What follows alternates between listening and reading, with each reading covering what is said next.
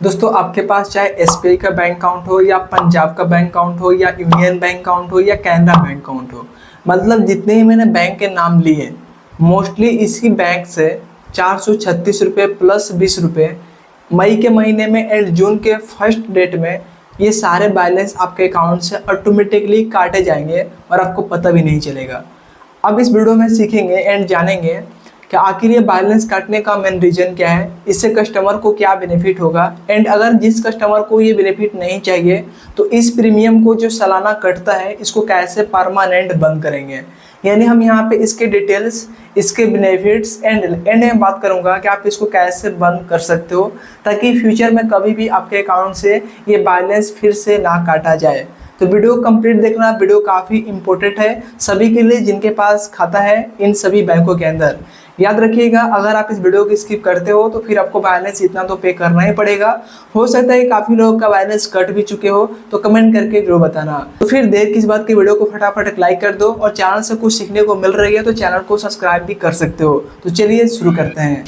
देखिए, सबसे पहले बात करते हैं, चाहे आपके पास जो भी बैंक अकाउंट है उस बैंक अकाउंट में ना जो कर्मचारी होते हैं, जैसे कि आपने गए किसी ब्रांच में अकाउंट ओपन कराने के लिए, तो सबसे बड़ा गलती वहीं पे वो लोग करते हैं। क्योंकि जो भी इस स्कीम आ रही है, जो भी ये सब्सक्रिप्शन आ रहा है, ये वो लोग चिपका रहे हैं। जैसे कि ये जो स्कीम है, इस स्कीम का नाम है PMJJBY और एक है PMSBY। PMJJBY का मतलब होता है प्रधानमंत्री ज्योति जीवन बीमा योजना, जो कि 436 रुपये इसका चार्ज है, प्रीमियम सालाना लगता है। ठीक है। और दूसरा जो है PMSBY, इसका मतलब होता है प्रधानमंत्री सुरक्षा बीमा योजना, जिसका कि सालाना लगता है 20 रुपये यानी 20 रुपये। तो जब भी हम किसी ब्रांच में अकाउंट ओपन जा रहे हैं तो उन लोगों का ये पूरा का पूरा ये चीज़ चाहिए होगा कि कस्टमर को बताएं कि हाँ ये चीज़ आपके हम अकाउंट के साथ चिपका रहे हैं ताकि आपको ये बेनिफिट मिलेगा एंड आपके अकाउंट से इतने बैलेंस भी कटेंगे। लेकिन वो लोग ये चीज़ करते नहीं है, बिना बताए कस्टमर के अकाउंट में चिपका देते हैं और कस्टमर को इसके बारे में बिल्कुल पता भी नहीं होता है और अचानक उनके अकाउंट से बैलेंस कटने लगते हैं।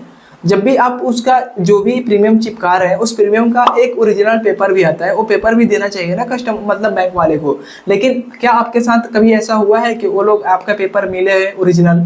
ठीक है, जो भी आप प्रीमियम, जो भी स्कीम आप हमारे अकाउंट के साथ चिपका रहे हो और मतलब उसके जो भी बेनिफिट है, अगर इनकेस हमारे साथ दुर्घटना हो जाए जिस चीज़ के लिए आप चिपका रहे हो, तो क्या हम उस दुर्घटना के लिए जो भी हमारे अमाउंट है 2 लाख 3 लाख, तो क्या हम क्लेम कर पाएंगे? क्योंकि आपको पता ही नहीं है कि इसका ओरिजिनल पेपर क्या है, क्या स्कीम थी, कुछ भी नहीं है। तो इसका फायदा किसका हुआ? गवर्नमेंट को। तो जो भी आपको स्कीम चिपकाई जा रही है तो पहले आपको उसके बारे में डिटेल में पता होनी चाहिए कि हाँ इसके फायदे क्या है, इसके नुकसान क्या है, तभी तो आप उसको क्लेम कर पाओगे, उसके बेनिफिट ले पाओगे। तो इस वीडियो को कंप्लीट देखना, स्किप मत करना, एक एक करके बारीकी से समझेंगे। स्किप करोगे तो बहुत कुछ मिस हो जाएगा। सबसे पहले बात करते हैं कि PMJJBY योजना क्या है और इसके फायदे क्या है।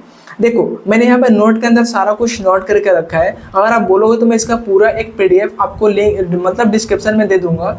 आप उस PDF को रीड करके ना अपने ब्रांच में जाके लड़ सकते हो कि ये मेरा हक है, तो फिर आप इसका ओरिजिनल पेपर आपने क्यों नहीं दिया। जब हमारे अकाउंट से बैलेंस कट रहे हैं तो फिर इसके फायदे हमें क्या है, हमें क्या पता है, क्या आपने बताया? पूरा का पूरा गलती है उन लोगों का, बताना चाहिए कस्टमर को पता ही नहीं रहता है और अकाउंट से बैलेंस कटने लगते हैं। ठीक है, तो ये गलत चीज़ है। बताओ पहले उसको, हाँ जो वो एग्री है, कस्टमर एग्री है इस चीज़ को, तभी आप उसका प्रीमियम को चिपकाओ ना उनके अकाउंट के साथ। ऐसे क्यों चिपका रहे हो? अब देखो, बात करते हैं जो PMJJBY योजना है, इसमें देखो किसको बेनिफिट मिलेगा।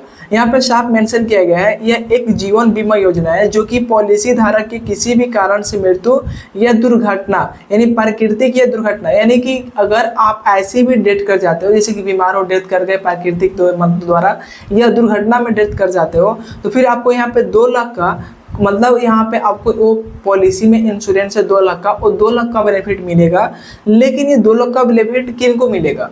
जिसे आप कोई बैंक में खाता खुलवाने जा रहे हो तो उनका एज कम से कम 18 साल और मैक्सिमम यानी ज़्यादा से ज़्यादा 50 साल का होना चाहिए। जब आपका एज 50 साल का मतलब 50 साल से नीचे और 18 साल से ऊपर है, तभी ये सब प्रीमियम जो है ना आपके अकाउंट पर चिपकाई जाएंगी। ठीक है, अगर आपका एज 50 साल से ज़्यादा है तो फिर ये जो प्रीमियम है, ये जो स्कीम है, ये आपको नहीं चिपकाया जा सकता। तो ये बेनिफिट मिलेगा 18 साल से ऊपर और 50 साल के नीचे के लोगों को मिलेगा। अगर आपके अकाउंट के साथ स्कीम ये चिपका दी गई है और आपको 436 रुपये कट रहे हैं, तो फिर आपको 2 लाख का यहाँ पे कवर है। अब मतलब एक्सीडेंट के साथ डेथ होती है या ऐसी डेथ भी हो जाती है जैसे घर में बीमार हो डेथ हो जाती है तो भी आपको 2 लाख का यहाँ पे कवर मिलेगा, ठीक है, याद रखिएगा।